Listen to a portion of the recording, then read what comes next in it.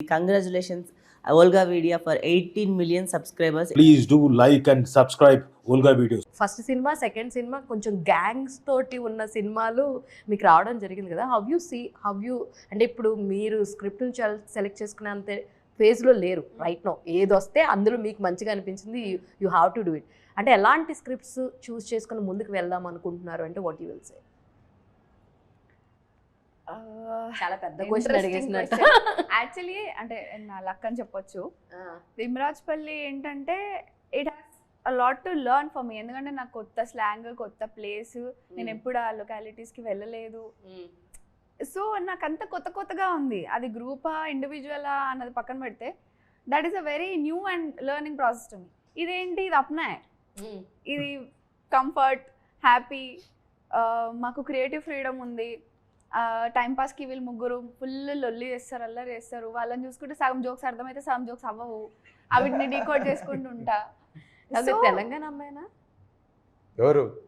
కరీంనగర్ ముద్దు బిడ్డ. Okay, nice. What is this? అంటే మీరు ఎంత బాగా యాక్ట్ చేస్తున్నారంటే మీరు ఎక్కడ అమ్మాయి అన్నది మాకు తెలియలేదు అనమాట. ఓకే, బాగా కవర్ చేశారు. ఓకే, సో మీరు అడిగిన క్వశ్చన్కి అయితే luck favoured me actually.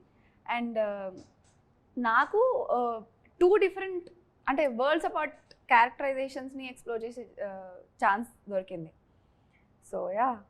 Manoj garu, టెక్నికల్గా మీది ఇదే కదా ఫస్ట్ ఫిలిం? లేదంటే ఇంతకుముందు చిన్న చిన్న క్యారెక్టర్స్ చేశారు. సో అవకాశాల కోసం First film, yes. అవకాశాల కోసం ఎన్నిసార్లు ఎంతమందిని అప్రోచ్ అవ్వడం జరిగింది? ఆ ఫేజ్ ఎలా ఉంది? అండ్ రైట్ నో ఇప్పటికీ ఇంకా ఒక పూర్తిగా ప్లాట్ఫామ్ అనేది క్రియేట్ కాలేదు. Still you are in a searching మోడ్లో అన్నారు కదా. ఎలా అనిపిస్తుంది? పేరెంట్స్ సపోర్ట్ ఎలా ఉంటుంది ఇంట్లో? అంటే పేరెంట్స్ సపోర్ట్ చాలా ఉందండి. పేరెంట్స్ సపోర్ట్ అనే కాదు, మై యంగర్ సిస్టర్ తను కెనడాలో ఉంటుంది. సో మా మదర్, మా సిస్టర్ చాలా సపోర్ట్ చేశారు. నేను 2020 నుండి ఆల్మోస్ట్ అన్న స్టార్ట్ చేసిన టైంకే సినిమాలో స్టార్ట్ చేశాను. నాకు అంతకుముందు జాబ్ ఉండింది. ఆ జాబ్ వదిలేసి నేను ఇటు వచ్చాను అనమాట. సో అప్పుడు ఫస్ట్ ఉత్తేజ్ గారి దగ్గర యాక్టింగ్ నేర్చుకున్నాను. ఉత్తేజ్ గారి mica acting school, film acting స్కూల్లో. దెన్ దాని తర్వాత థియేటర్ చేయడం స్టార్ట్ చేశాను. సో ఆడిషన్స్ అంటే నేను ఎక్కువ ఆడిషన్స్ మీద దృష్టి పెట్టేవాడిని కాదు. ఎందుకంటే ఆడిషన్ కాల్స్ చాలా వస్తుంటాయి. ఆడిషన్స్ ఇప్పుడు ఒక రోజు ఏదైనా ఒక ఆడిషన్ అటెండ్ అవ్వాలంటే సిటీలో ఒక మూల నుంచి ఇంకో మూలకి వెళ్ళాలి. సో నేను చాలా సెలెక్టివ్గా ఉండేవాడిని ఆడిషన్స్ విషయంలో. కాకపోతే మేమేం చేసేవాళ్ళం అంటే ఆడిషన్స్ మీద క్యారెక్టర్స్ క్రాక్ చేయాలన్న ఆలోచన కంటే I always use to concentrate on how to get better at my craft. So అది ఎక్కువ ఆలోచించేవాళ్ళం. సో అందుకని చెప్పేసి నేను థియేటర్ చేయడం స్టార్ట్ చేశాను. సో అక్కడ ఏంటంటే నేను ఎన్ని తక్కువ నెంబర్ ఆఫ్ ఆడిషన్స్ ఇచ్చినా కూడా ఎక్కువ ఛాన్సెస్ వచ్చినాయి నాకు. బికాజ్ నాకు ఇక్కడ థియేటర్ చేయడం వల్ల నాకు ఆడిషన్ ఇవ్వడంలో బెటర్ అయ్యాను నేను. Okay, yeah, nice. శశి గారు, మీరు చెప్పండి. లైక్ మీకు కూడా ఇది technically as sir mention main లీడ్స్గా ఫస్ట్ ఫిలిం కన్నా ముందు ఇంకేమైనా చేస్తున్నారా? నేను పుట్టినప్పటి నుంచి యాక్టర్ అవుదాం అనే ఉండేది నాది. సో ఇంట్లో సపోర్ట్ అన్నది అదంతా నాకు పెద్ద తెలిసేది కాదు. బయట అడిగే వరకు జనాలు ఇంట్లో సపోర్ట్ చేస్తున్నారు అంటే నాకు అది కొత్త క్వశ్చన్లో ఉండేది. నేను చిన్నప్పటి నుంచి యాక్టర్ అంటున్నాను, వాళ్ళు అయిపోతాం అంటున్నారు, పెద్ద తేడా ఏం లేదని. ఇవన్నీ చూసారు, టీజర్ సాంగ్స్ చూసాక ఇంట్లో ఏం చెప్పారు? అది మా మమ్మీకి వేరే ఇష్యూస్ ఉన్నాయండి సినిమాతోటి. అక్కడ మీరు అనుకునే ఇష్యూస్ ఏం లేవు, మా మమ్మీకి వేరే ఇష్యూస్ ఉంటాయి. సో నాకు నా జర్నీ మొదలైనప్పుడు నేను అది మీరు సినిమా చూస్తే ఇప్పుడు నేను చెప్పేస్తే ఇంకేముంటుంది, అది చూసిన తర్వాత మనం మళ్ళీ డెఫినెట్లీ ఇంటర్వ్యూ చేస్తాం. సో అప్పుడు సో యాక్టింగ్ పరంగా వస్తే కనుక నేను థియేటర్ నాకు డిస్కవర్ అయినప్పుడు నాకు అప్పుడు క్లారిటీ వచ్చింది ఎలా అప్రోచ్ అవ్వాలి దీన్ని అని. చిన్నప్పటి నుంచి నాకు తెలిసేది కదా యాక్టింగ్ అంటే ఏం చేయాలని. మా నాన్న అడిగితే 10th పాస్ అవ్వన్నాడు, మా అన్నని అడిగితే ఇంటర్ పాస్ అవ్వన్నాడు. సరే అని ఇంకా డైరెక్ట్ ఇంకా యాక్టింగ్ చేసే వాళ్ళని అడగడం మొదలెట్ట. అలా థియేటర్ అయ్యింది.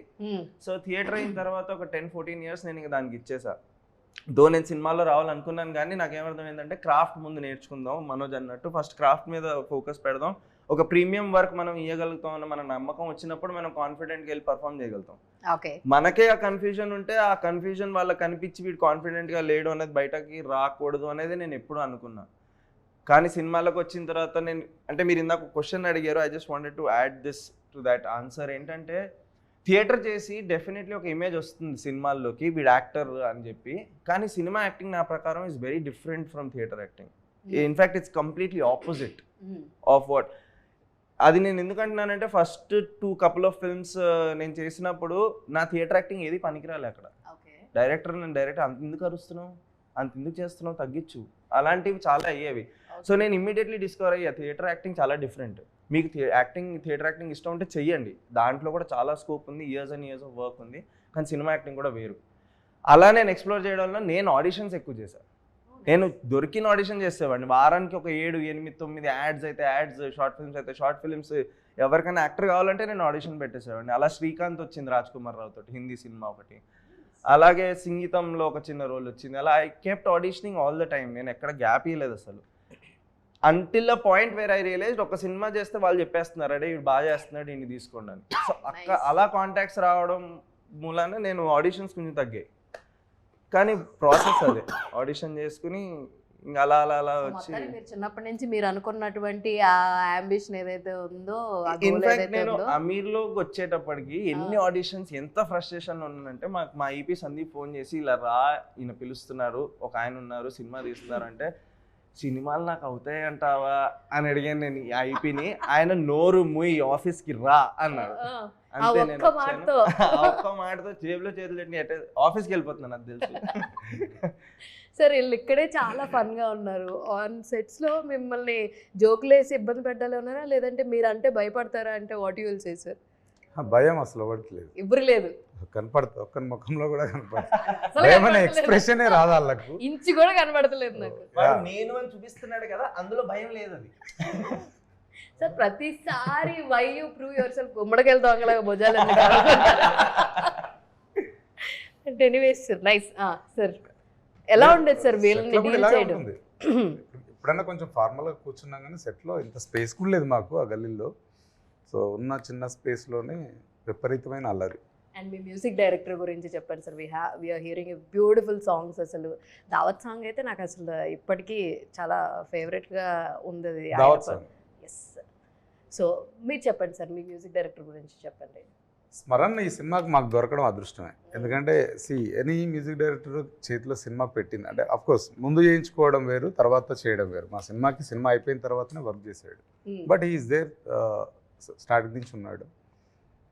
ఆయన 4 పాటలు 5 పాటలు వస్తే చాలే అనుకున్న కాడి నుంచి మాకు 10 పాటలు ఇవ్వడం అంటే ఇట్స్ బ్లెస్సింగ్. నైస్.